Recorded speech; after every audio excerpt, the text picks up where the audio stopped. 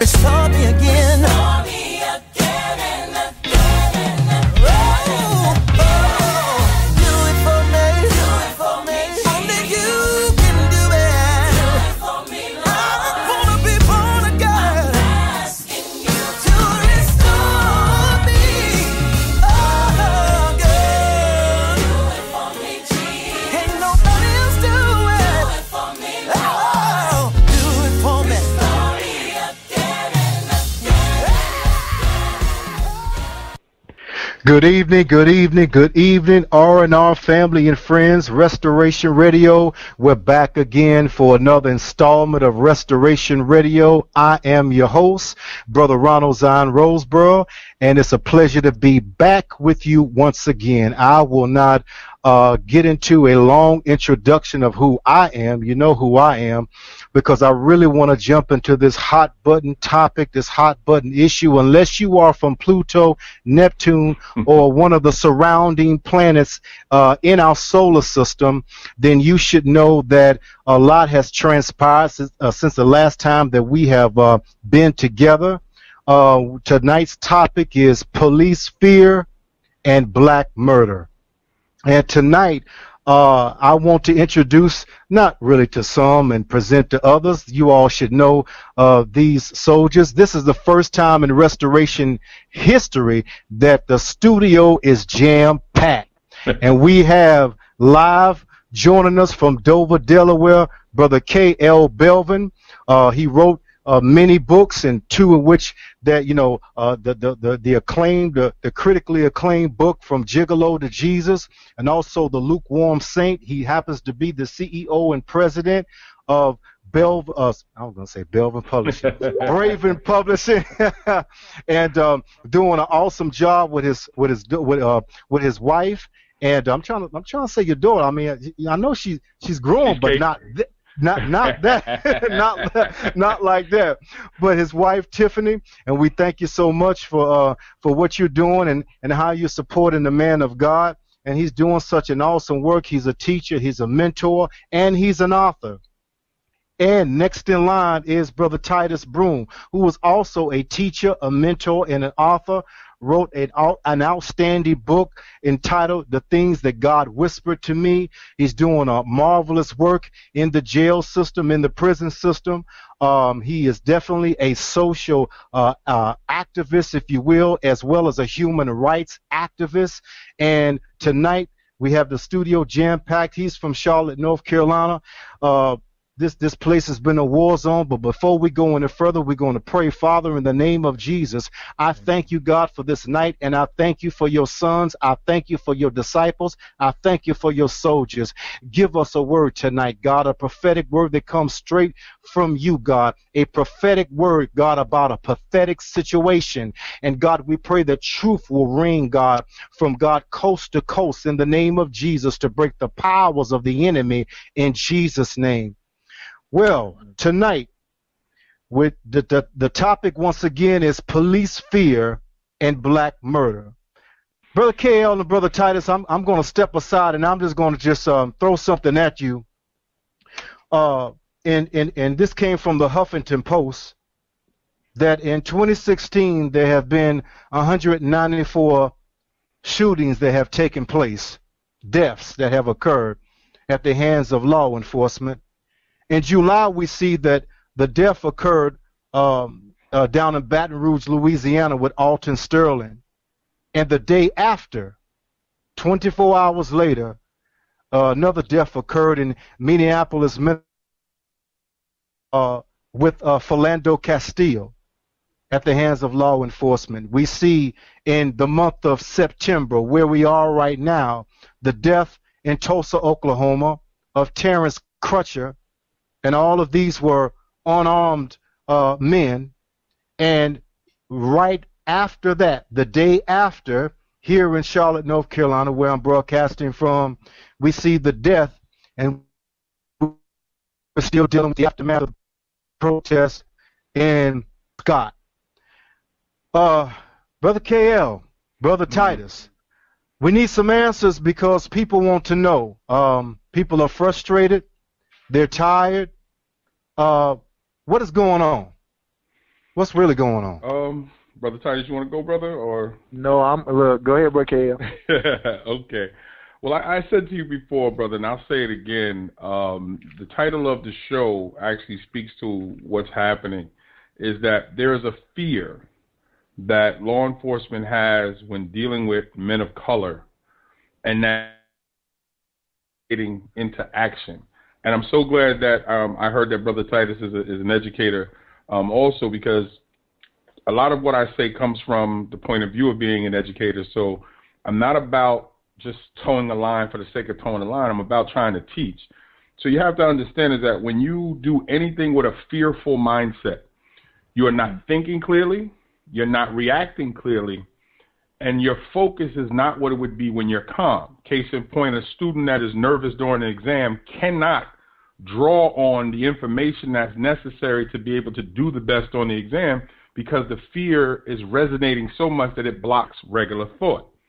So let's move that to the police. When you travel back and forth and you have a loaded weapon on your hip and you have an innate fear of the people that you're supposed to be serving, you cannot treat them with the care that is needed, because fear changes that. I don't believe that all white cops are racist. I don't believe all black cops fall into just the line of acting racist. I believe it is because when you are told to be careful and you're told that these men have guns, or whatever they want to use as their excuse, because look at how quick they're going to deadly force and then using the excuse of I feared for my life.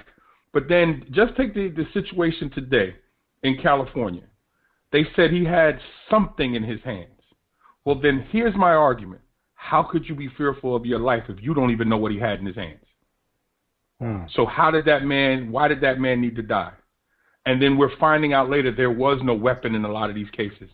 It's got to be fear. We have to change how these men and women are leaving the station house to now serve particular neighborhoods, or this won't stop. Because that woman in Tulsa fired a shot when we saw he wasn't doing anything threatening. There's 3 cops standing shoulder to shoulder because they were blocking the camera. So what could he have done that caused you to have to murder him? That's what I think is where we need to start if we're going to fix this problem. Wow. Brother Titus. You know what, brother KL just really hit it out the park. I mean, it is what it is. I mean, and like he said, when you move in fear, you can't really get anything accomplished or done. I remember, going into the jail, and, I'm in a wheelchair, of course, and they would try to, pump up in me like, look, you need to be careful because you're in that chair and the inmate can jump up at any minute.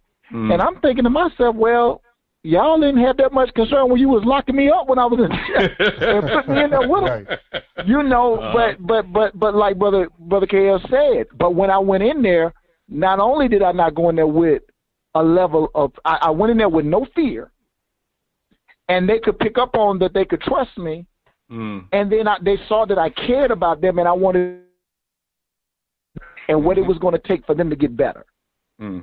Yeah, I met some people that committed murder. I met some that, shot people, met even a guy that put somebody in a wheelchair.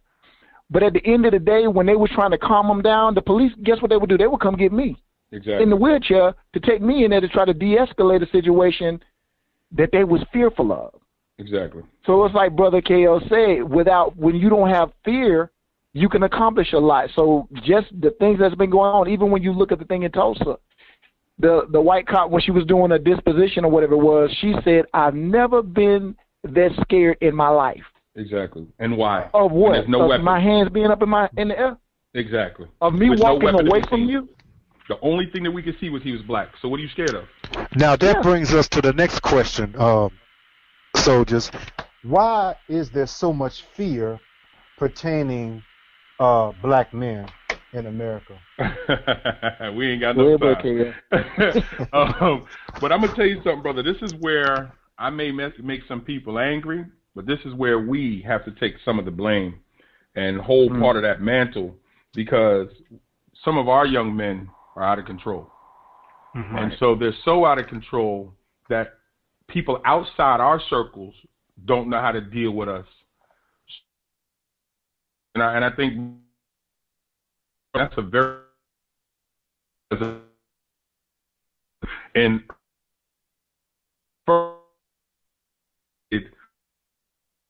on what was going to be my de-escalation tactics, because I don't want to come in and pour gas on a fire that's already out of control. That's what's happening with a lot of the situations that you're watching. We hear the word non-compliance often. I don't believe that many brothers and sisters of color have been taught what compliance is. Now, I'm not telling anybody to become no punk. I'm not telling anybody to bow down and cower to anybody short of God. No, I'm not saying that. But if the goal is to get home, if the goal is to de-escalate a situation where the person you're dealing with cannot see you as a human, then you got to do something to change the situation to get home and then fight it some other way. Because when it's just you and that person or just you and those cops out there, you have to figure out quickly, how can I make this a safer situation for the person with the weapon? Not for me. Because if I don't make it a safer situation for them, well, any safety net I have is gone. So I got to find a way. And sadly, because our ego is males and strapped too, what's the first right that they give you when they're going to arrest you? You have the right to remain silent. Wow. Now, some of us choose that right and still get violated. Okay. Once you see that this is a negative and nasty person you're dealing with, find a way to de-escalate this. Find a way to just, if you want to arrest me, go ahead, sir. Shut your mouth. Let it happen and then fight it some other way. Because trying to fight it or argue, and I'm talking about even with harsh language, and I know it's going to sound to some, oh, this cat is telling these cats to be soft. No, I'm telling you to find a way to stay alive. Because we've reached a critical point where people are dying now. I would rather be in my car crying heavy tears that I felt like a punk, but I'm coming home to my wife and figure out how I'm going to fight this, than my wife coming and identifying the body because I wanted to show bravado, and I took a bullet to the chest because 2 officers were scared of me. Mm-hmm. Mm-hmm. Brother Tyus, do you want to add anything to that, brother? What I'm going to add to that? but let me say this for real while Brother KL is right. Now, me and my wife in the car coming from the gym, this was last year, coming from the gym, I was speeding a little bit. I wasn't, going too fast. I was speeding a little bit. I happened to look up, police behind me. He tell me to get out the car. I'm like, sir, well, there's I point to the back seat. He put his hand on his gun immediately. Ooh, there it is. I'm like, no. I said, and my wife is like, he's pointing to the wheelchair. I say, sir, I'm in a wheelchair. And then he looks at me and say, well, why are you angry? I say, sir, I'm not angry. But I felt myself, like Brother KL was said, I felt myself like I wanted to get hyped. Like, dude, you trying to punk me in front of my wife? Mm-hmm. My wife grabbed my hand, and I promise you, looking at this white man with his hand on his gun, I thought, not that, like Brother KL says, not because he was in fear. Let's take race out of it. Because he was afraid. Mm-hmm. I had to calm myself down because he cared nothing. He didn't hear nothing about wheelchair. He didn't hear nothing about, look, I apologize. It was only when I said, you know what, sir, you're right. I was speeding a little bit. He looked at me. He said, well, give me your stuff. I gave him my stuff. He walked back to his car. I just said, yes, sir. Yes, sir. My wife over there holding my hand. He gave my lunch back to my, just have a nice day. Just slow down. Exactly. But I was able to de-escalate. Yeah, because if I had to stay high, he would have. I'd have been dead, probably dead, or over something. But when I just got, yes, sir, you're right. I was speeding a little bit. And the sad part is that we have to go back to that, which is what we were supposed to have come forward with. But that's where we have to start taking command of our communities. And I said this to you before, Brother Zion, is that if we control our neighborhoods, then we don't need as many police that's in the neighborhoods. Because and I want folks that are listening to this, whether you're listening to us live or you listen to us on a replay somewhere, understand this. Listen to what a lot of these so-called top cops are saying when they're interviewed on any of these shows. Here's what they're saying. The stats, and they always start with the stats, and Brother Titus will confirm what I'm saying as an educator. We're given numbers of what children are failing. We're given numbers of what men are incarcerated. We're given numbers of what kids are succeeding and what kids are failing, whatever. So what we have to do is change those numbers to slant towards us. And what I mean by that is if we control our neighborhoods, we can use the same numbers that they use to put extra police in our neighborhoods to remove them. Because if we can show that we can police our neighborhoods and that crime has decelerated in our neighborhoods, then they can't justify having more police patrols in our neighborhoods. But that's going to mean a total change of mindset in our communities where we as men have to start taking back the watch of our community so that interaction, that angry interaction between men of color, women of color, and police is lessened. And then when there is interaction, while we're in control, we invite police to come into our neighborhoods. We invite officers that we know have similar agendas but aren't speaking up. We invite lawyers, because that's really the key for me, is inviting lawyers to come in and say, we need y'all to fight for us legally. Yes. But we can't present legal stuff to them if we're dead. Now, I want to read something. I want to read something to you, brothers, as well as the listeners. Mm-hmm. I believe in education. I think that education is an enemy to ignorance. Amen. And after I read this, I have a question to propose. This book, I read it before. I'm gonna read it again. Is written by Ryan Sumner. He's a Charlatan, and he wrote this book. A marvelous book. It's entitled "Images of America: Charlotte and Mecklenburg County Police." This individual, this man, who was an awesome author, who just happens to be white, he wrote this outstanding book.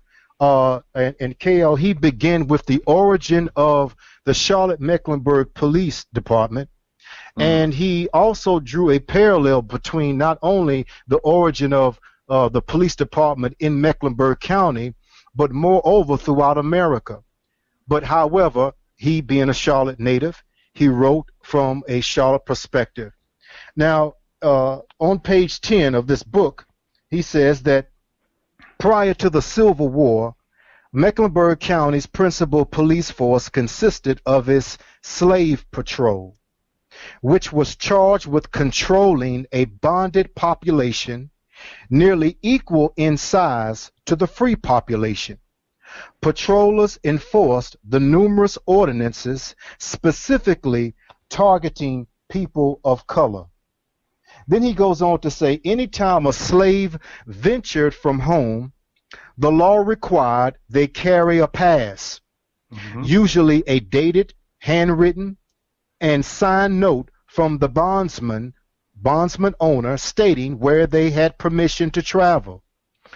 A slave needed to show the pass to any patroller who stopped them or faced punishment. This 1857 Mecklenburg Pass gives a slave permission travel to a store.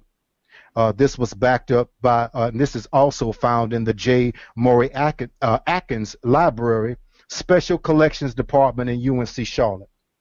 Finally, he says slaves face extremely harsh penalties for breaking Charlotte's race-based laws, as illustrated by the following examples from 1864 ordinance of the town of Charlotte: 15 lashes at the public whipping post for being found in any drum or grog shop, 39 lashes for attending a non-permitted assemblage of slaves, not less than 5, no more than 39 lashes for offenders who smoke a pipe or cigar in any street, walk with a club or a bludgeon, or carry any weapon, a night in jail followed by 25 lashes awaited slaves found from his or her home after the hour past 9 p.m.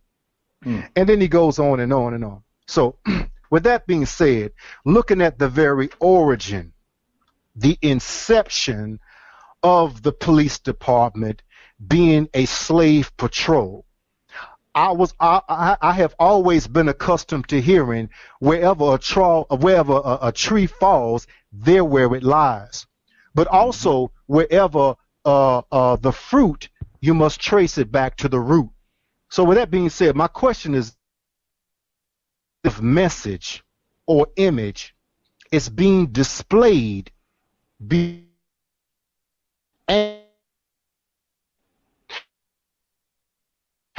the escalation of murder, particularly black males in America. What kind of message and image? Because you said, Brother Ko, not putting words in your mouth, just paraphrasing. You said that there's a certain image that's being portrayed, and for us to not play into it. Now, what is the magnification of this image now that we see? 39 lashes in front of your wife and children. Well, Brother Titus, you go ahead, man. Fast forward it now. Go ahead, Brother Titus. We see being black. So again, I want both of you brothers to really answer this question of what image and what message is being displayed, because we could not protect our women back then. And now, fast forward to 2016, it seems like that we're unable to protect now. So, I'll let you all take your time and answer that question. All right, Brother Titus put me at the point, so I'm going to rock the point. I'll throw the bounce pass. You got to hit the jump shot from the corner. I think there's truth to it, but I also think what happens is numbers are skewed too, and I'll tell you why. Yes, in certain situations, our control is taken away at that moment when you're on the street. But the problem is, it's a bigger problem because when we were given control, we did nothing with it. We do nothing with it. We file no complaints. We don't press charges. We don't sue. We don't even get upset sometimes when our boss makes us stay 45 hours and pays us for the 40. We actually tell each other, look, be happy that man is paying you. And a lot of that comes from inside our homes. And then also what we have is a problem, and I apologize to my sisters if I offend any of you with what I'm about to say, is we also have sisters that play an extension of the very white man that's beating a lot of brothers up, because they're doing the same in certain relationships. Now, I didn't say all, so please don't send me hate mail, but I'm just saying that some sisters, when you get home from dealing with all that, don't understand what's necessary to help free your mind from that. And we're not building our relationships on a foundation of spiritual and loving commitments. And a lot of that is what's necessary to get you through. And what I mean by that is, look at I think it's Jackie. I think it's Holly, Mrs. Robinson, Jackie Robinson's wife, and I'm sorry, Rachel Robinson. She said, hands on her when he got in. She said, no, he never hit me. He would grab me sometimes, shake me because he was so angry and going about his business. And she said the reason why I never complained was because the weight of the world was on his shoulders. Find a way to get himself best, come home and to let that energy out. Not actually there is no, but people ran with that. But I listened to what the woman said herself, and I'll go with that. Is that she said, seeing him come home sometimes feeling defeated, I knew I couldn't allow that to stick because of what he was undergoing. I look at Coretta. This woman went on to great things after her man was executed because she knew what type of man she had gotten with to begin with, and there's a reason why all those babies kept popping up. So if you look at Coretta Scott King, Marley Evers, the wife of Medgar Evers, Betty Shabazz, wife of Malcolm X, Alel Haj Malik Shabazz, there's a reason why they had big families, but yet they was out here trying to fight for the lives of people of color. It's because when they got home, their wives knew exactly what to do. Somehow we've lost them.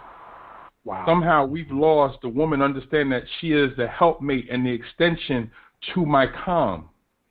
And that I don't care what man on the planet says, line me up with a bunch of married men, and I'll tell you right now, all of them say there's nothing better than when your wife wraps her arms around you and says everything's going to be okay when you're having a rough moment. There's not a married man on the planet that'll tell you there's nothing better than that. And when brothers have never experienced that, and we have sisters that's never experienced that, we don't understand the power of that, because it is a fight out there. And when you got to deal with a job that you might not like, when you got to deal with police, like the brother just said, trying to explain to someone that you have a wheelchair and here's a man with his hand on a gun, any one of us would be upset, because in his mind, oh, that's a trick. You're trying to fool me. And then you start to think, there's so many other things I could try to do. Why would I go this route? But then you have to realize that there's brothers and sisters who have tried that. So what we have to do is get back to the foundation of what God asked us to be with each other. And through that, start to then rebuild our foundation. And then we actually have to start learning. The knowledge is the antidote to a lot of that. When you know your rights and you know that someone has now violated them, your mindset changes. So if you get quiet and just go, let me take his badge number, let me focus on his badge number, let me focus on every word he said, let me focus on what time of night it is, let me focus on who's on this block as he's talking. So if now when I tell my lawyer or when I speak to someone and we come back out and say, he was here, when you can recreate enough of a picture, you stand a chance to maybe, and I'm not saying it happens, but maybe alter what's going on. So we still have some power that we didn't have as slaves. I don't have to travel with papers, but I do have to travel with an ID. And if it's going to be the difference of me showing my ID so I can get home and fight, show it. But we can't let them cut our sags off because that's what they want. But if being humble is something that I give you, if I say to myself, I'm going to lower my head and humble myself, then my argument with God, you see what's going on. But I'm going to give this man this because I know you got my back. People don't understand what that power is because they don't rely on it because they're so worried about how they feel. Well, now is when we have to put our faith into action and allow it to protect us when we deal with this. So we're not completely powerless. We're just not using the power the way that we should. Mm-hmm. Brother Titus. Who, Lord, the offering can be brought to the front. Why were you let KL go first? Look, I wanted him on the first leg. I think I might have to switch. But anyway, but you know what? What everything he said is true. And to me, when I've worked with the kids in the jail, and even when I work, let's just go to the kids at the jail. Mm-hmm. When I talk to them, a lot of them would say that when I'm out in the street with my gang, with my boys, they use these words, I feel powerful. Come on now. But when I go home, I'm made to feel like I'm nothing. Talk to him. Nobody validates me. See, because when KL was talking, I kept hearing in my mind, he's right. When my wife hugged me and tell me everything will be all right, and baby, you can make it, I believe it. But what happens when we as parent don't extend that same thing to our children? Yes. So if I don't tell my son he's amazing, if I don't tell my son he's smart, if I don't tell my daughter she's beautiful, if I don't instill those things in my children as well as my mates, but they're getting all validated on Instagram when they're tooting their butt out, or sending pics and doing this stuff, and they acting wild. Man, you really busting windows out uptown, man. We showing them. If I don't take the time as a parent, okay, let's go to this other route. If I don't take the time as a mentor or as just a person, if I don't even just take that time to approach them in a way to tell them that they're beautiful, that they're powerful and amazing, then they're going to keep going with the image that's ending up to, that promotes that fear in the police. Come on now. So we have to, when KL said that in the beginning about the communities, that's really living in Charlotte and purposely driving through uptown, looking at these people out there with, the military with AK-47 standing up there, and I'm looking like, wow. Yes. How long before they use them? Wow. They I wish somebody would have. When I'm looking at that, how do you get to these kids? I can go out there and say, gee. Right. But he said, through love have I drawn thee. So what does that love look like? That love going to look like me connecting to someone in their community. Amen. That can connect to these kids, that they respect in their community. Not me going over there. They don't know me. But if I can just find a way to start, like KL said in the beginning, connecting with someone in these communities that they respect, and then get away in like that, and then just try to re-educate them and understand them what real power is and who they are in God. Then it'll work. But until that happens, and we just keep waiting for, like KL said, for lawyers to only show up when somebody gets shot instead of showing up before they get shot. Come on, man. Now that really brings me to this particular subject, as because you mentioned something, about winning our children, and I'm hearing a lot of pastors talking about prayer, and of course we are all disciples that follow Christ, and we understand the power and the significance of prayer. There's no question about that. But faith without works, James teaches us, is dead. You show me your faith without your works, and I'll show you my faith by my works. I believe that we must put some feet to our faith and feet even to our prayers. As you look at the landscape, Brother KL, and there are many pastors that are just saying, well, we need to pray. This is spiritual warfare. We need to pray. We need to pray. We understand spiritual warfare. I really believe, and I've said it before in many tweets and many posts, that I believe that this is the same violent, despicable spirit that we saw in the days of Moses, when that spirit was unleashed against the Hebrew boys to kill Moses. Yet he was drawn out of the Nile.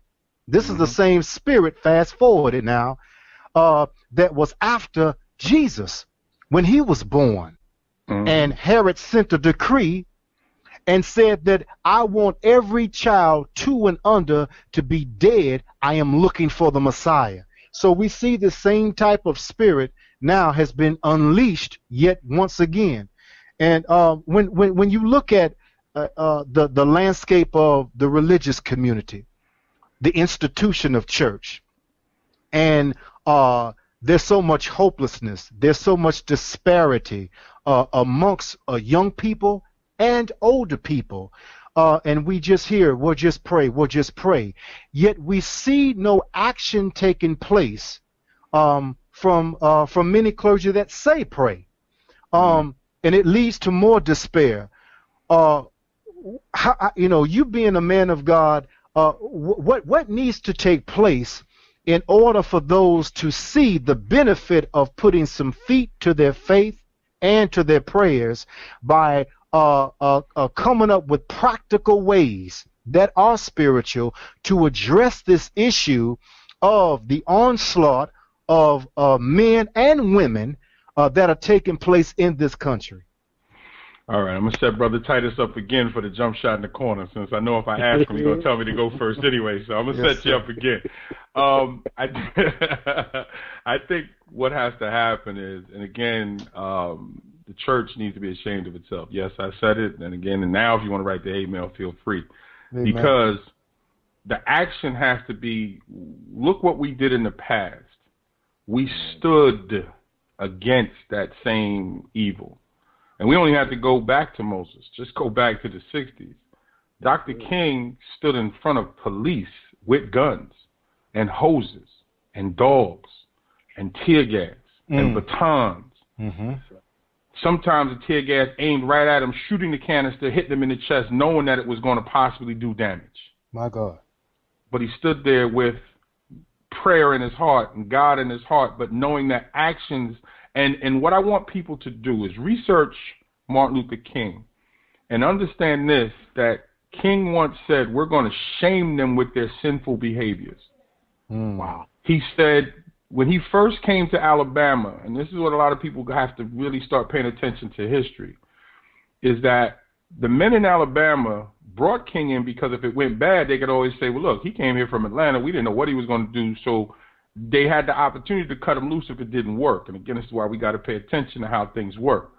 So when King first got there, where he was staying, men raided the house or threw some stuff at the house, and some men grabbed bats and stuff and said, we're going to go take care of him for you, Dr. King. And he said, no. That's what they want. He said, we're going to shame them by showing them what their sins look like directly to them. We're going to shame them spiritually. And that is what is missing. And I said to you before we got started on today's show, and I said, I'm upset that the church is not supposed to have a position of Black Lives Matter, All Lives Matter. No. The minute that we as members of the church make it about color, we're as wrong as those that are doing it themselves. Because God never said go out and save black souls. He never said go out and save white souls. He never gave that commission. Jesus never gave us the great commission of picking and choosing which souls we save. He said to go out there and you give it to everybody. You share with everybody who I am, lead them to me, and I'll take it from there. So we're supposed to be out in those streets as the buffer. We're supposed to be out in those streets out in front of folks that we know are doing evil as light bearers, armor bearers. We need to stop talking about it in church and be out on those lines in front of police that we know are doing evil and say, we want dialogue. And if we're not going to have dialogue, then you're going to have to just kill us right here, right now, on camera.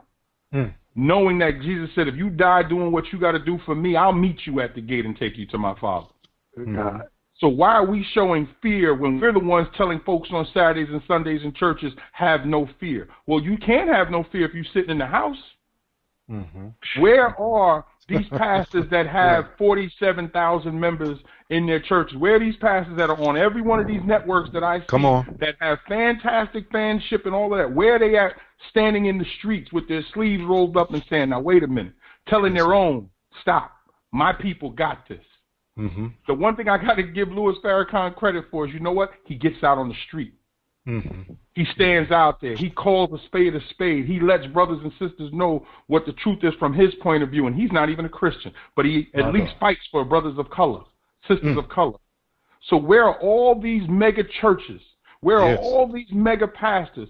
They have the money, the resources, and the people to put a stop gap in between the cops and those people on the street. You guys stay right here. We're going to approach them. I'm going to approach them in the front. And you know what happens when a mega pastor steps out front? Every camera in the world is trained on him. Shoot me now. Make me a martyr, because you know what'll happen? They won't pull that trigger. Because they know at that point there's not an excuse they can come up with in the world. But I haven't seen a CNN video yet except for the grassroots pastors who are down there, who are saying, I'm trying. And these are the brothers that are doing it on a regular. And these are the brothers that don't have the super large churches and the large bank accounts and the connections to different political aspirations. That's right. So where are those church folks? And I don't want to hear they don't want to make a situation work, because King never worried about that. My God. That's right. Up to the day he died. So please show me that if we're supposed to be looking at King, who was a true man of God, who emulated what Jesus wanted, showed that it works, then why don't we have the same pastors out doing the same things that he did? Brother Titus. Man, I'm about to get out this weird chair and lose my Social Security check. Amen. Man. But you know what? I'm telling you, the whole time these things have been going, I've been thinking about what, like Brother KL is saying, and I thought about, you know, when we read the autobiography of Malcolm X, and we see how when he marched down there with them brothers, and they saw brothers in sync going down to the jail, how people in the community gathered behind them. But like Brother KL said, they was on the front line. And they respected that. They saw that power, and they respected. Well, brother, when you read Dr. King's messages, you know that he was filled with what was going on in the community. He did it from the pulpit to the street corner. With no weapon. With no weapon. My God. No weapon.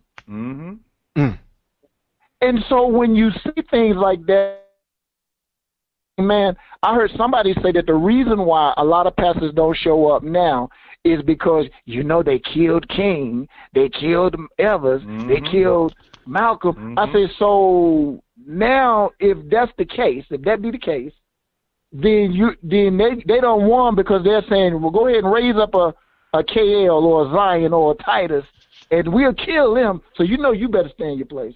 Exactly. But did not Jesus say, he who finds his life shall lose it? That's But it. he who loses his life for my sake shall find it. That's it. But see, that's fearful, cool. That's cool when it make you run around the church. But if you don't put enough steam to make you go to the street, that's a problem. Amen. He never So, been. so, so, so, so, so, so, so, Brother Kale, this is where the frustration, and you know it, born and bred in New York State, you've seen it. Brother Titus, you have seen the despair, the frustration, that many of the people, especially men, they're looking for Jesus. Even my producer, Jeff, we talked about it on many occasions. They are looking for Jesus, but they can't find him because we're in the way. And oftentimes yes, sir, we in the way with our Maybach calls, with our gated communities, and that's fine, because I believe that, listen, God, he wants us to be blessed. But anytime that we make that the preeminence and the primary means of our existence, then we have made Mammon our God. And so I want to kind of turn the corner, because we're really staying in sync with this. And I really want to address many of our evangelical brothers, because I really believe that, and not only is the black church, I think, derelict in its duties.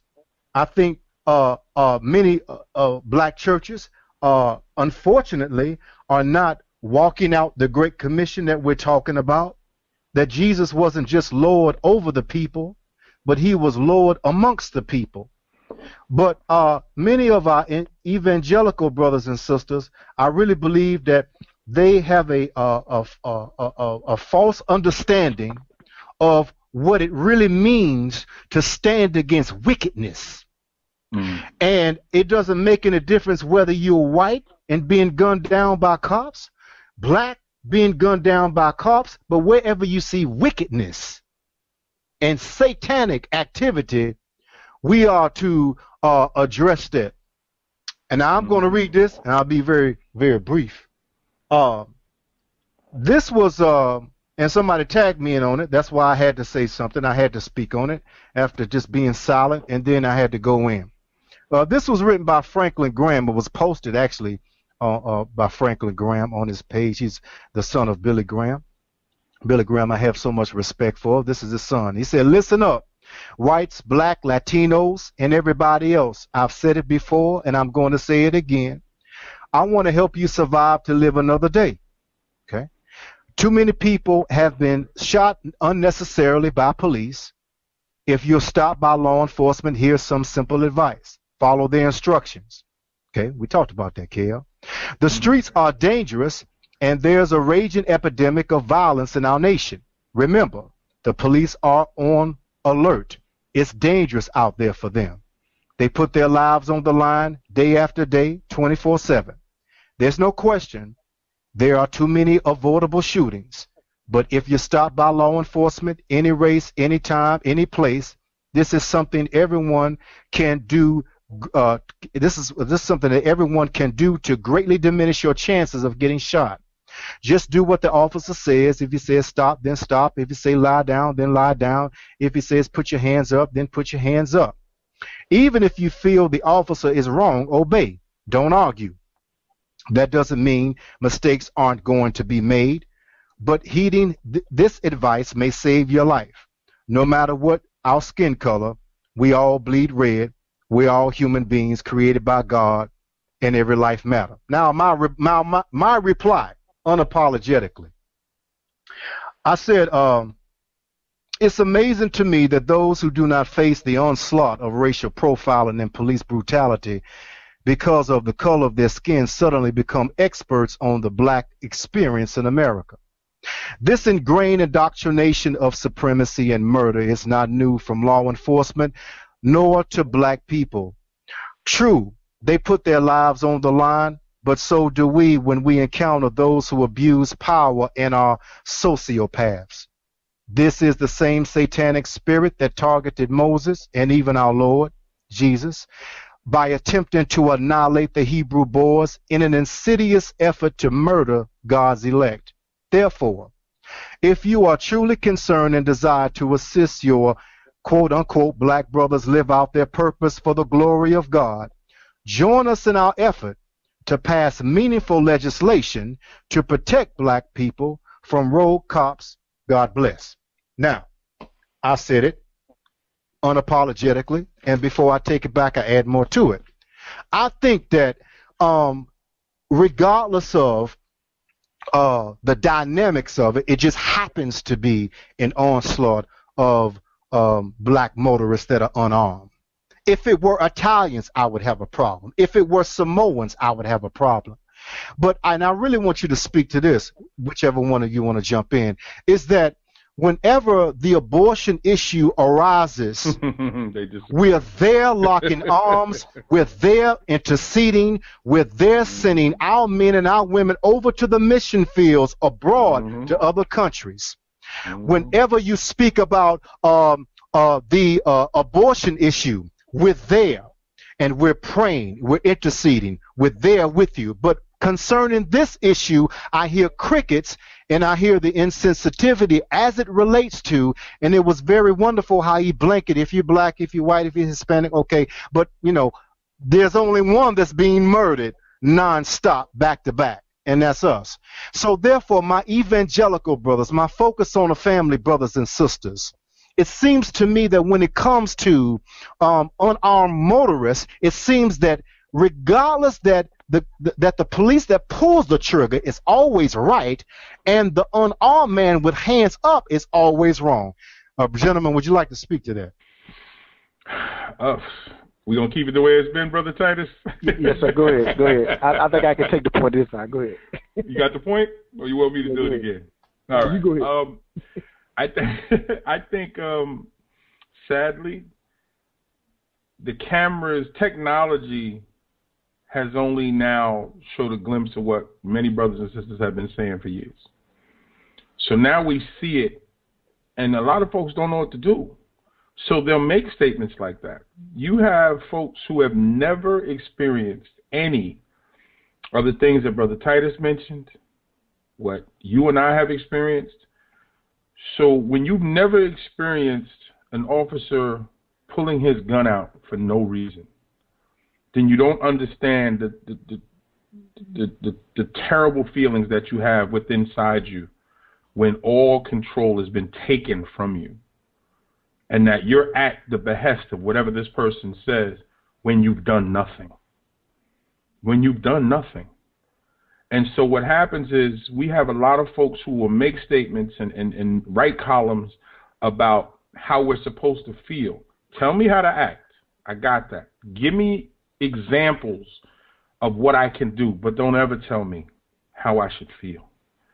And I was just looking up some quotes from Dr. King as you were speaking, and I came across this one, and it says, "We can never be satisfied as long as the Negro is the victim of unspeakable horrors of police brutality." Now, this was the 60s.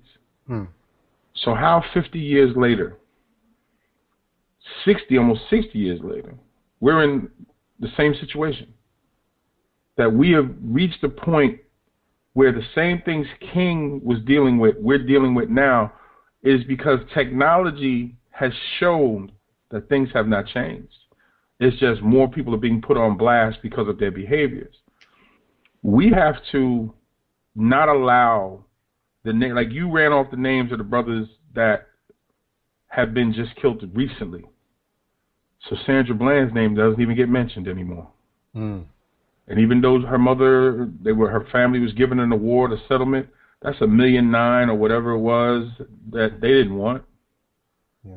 And we can't keep letting it happen so frequently that the names of the people that we were upset about a couple of months ago, we can't even remember, because we're now trying to remember the names of the new folks. Because there's white people dying too. There's Italian people dying. There's Spanish people dying. We know that. But when a certain group, it's happening to so frequently that it's daily, then it can't be by accident and it can't be a coincidence.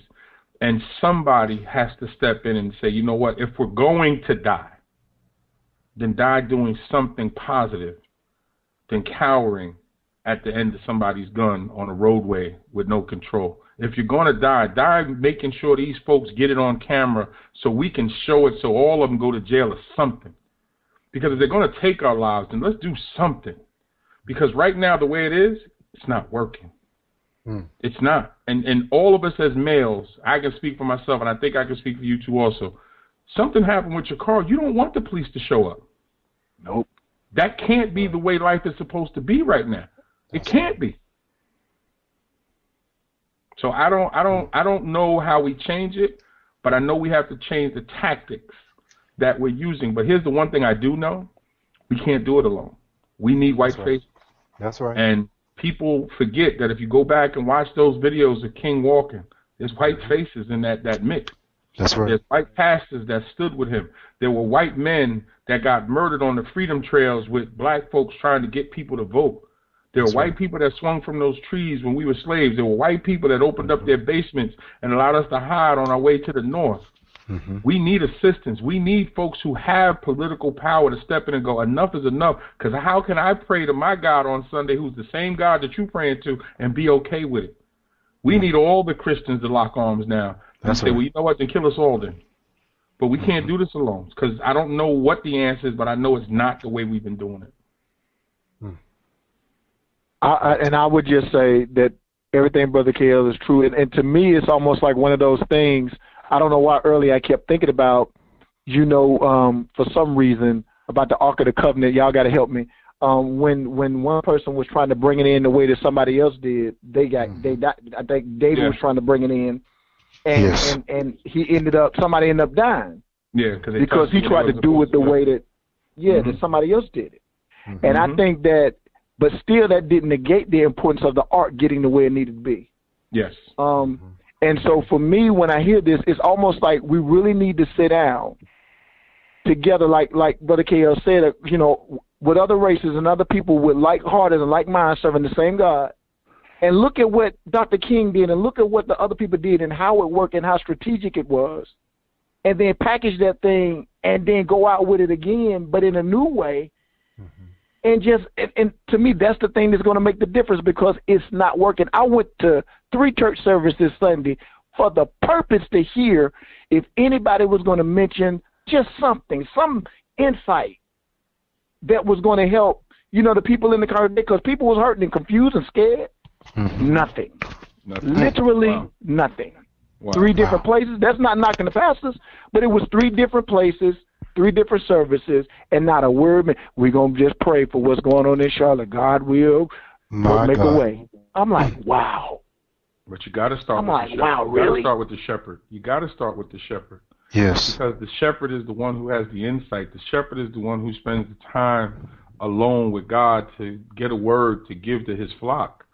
Now, I'm not asking the shepherd to send him out to death, but there's no reason why you should have traveled to 3 different churches and the shepherd didn't give some type of warning or some type of knowledge, something that's going to arm his parishioners of what to do once they leave. They can't stay in the church for protection, because that's not what we're supposed to do with the shepherd.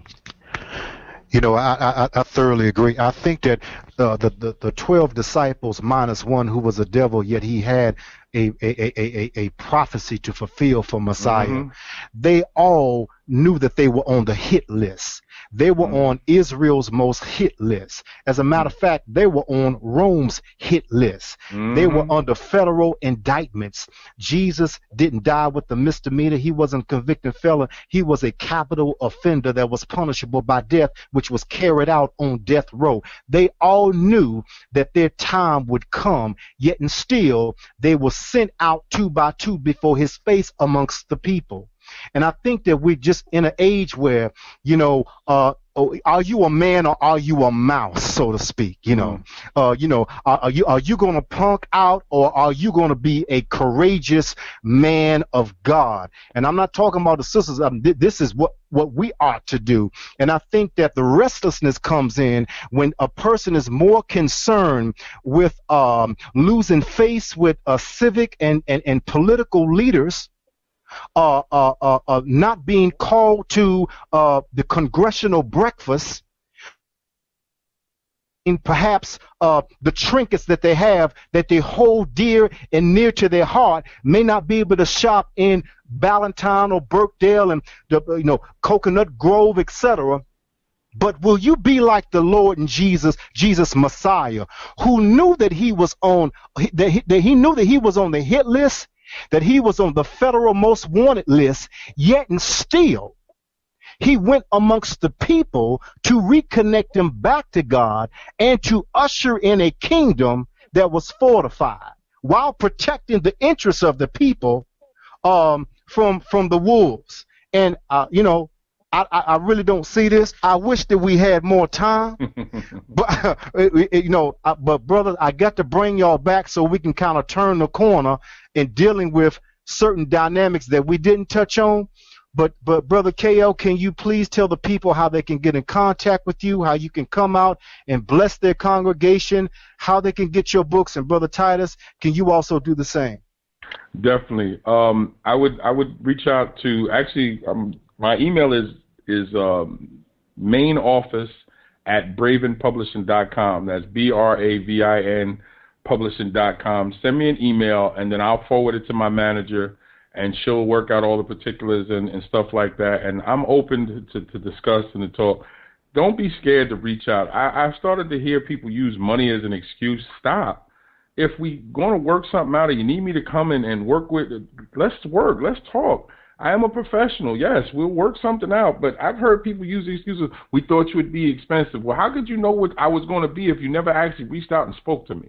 So main office at bravinpublishing.com is my email address.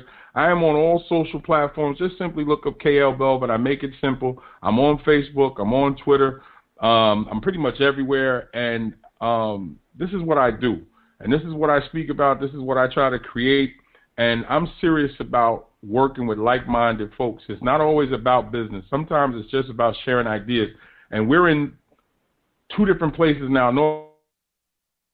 Dover, Delaware. So there's no excuse why we can't get on Skype, get on the phone, and do something, and then work towards doing something different. But we got to do something different. So that's how you reach me. And I would gladly look forward to hearing from everyone. Amen. You can find me at written erased painted at gmail.com. I'm on Periscope at written erased painted, as well on Twitter at written erased painted. I'll be very honest, I haven't really been on social media for about a year or so, but that's all about to change. So you can reach out to me that way. And Brother Zion, my goal is to work with people that's about helping and building up people, and also building up myself. You know what I'm saying? People that help me grow. Because with Brother KL and Zion on the radio show tonight, I grew. So that's how you can find me. Amen. Well, I'll tell you what, you can find me if you tweet, or if you're on IG, Instagram, I'm at Shame Free Life. Like my page, Zion Speaks, on Facebook, that speaks ended with the Z. Hit me up on my website, that's www.zionpoeticpress.com. If you feel the need that this broadcast and many broadcasts have been a blessing to you, don't feel ashamed or afraid to hit that donate button. I'm not out to buy a Maserati, no Aston Martin. So the money, I don't blow people's money. And so, Brother KL, Brother Titus, I thank God for you and the work that you're doing in the community. And I can't wait to have you back on so that you can bless the family again. And because we all are soldiers in the same army, and you know, if there's ever a time that we need unity amongst the races, amongst denominations, it is definitely right now. Amen. Amen, brother. I'm here. Just call on me. I'll be here. Thank you so much for joining us on Restoration Radio. And just remember that your fresh start, it begins when you say so. Peace and blessings. Love you to life.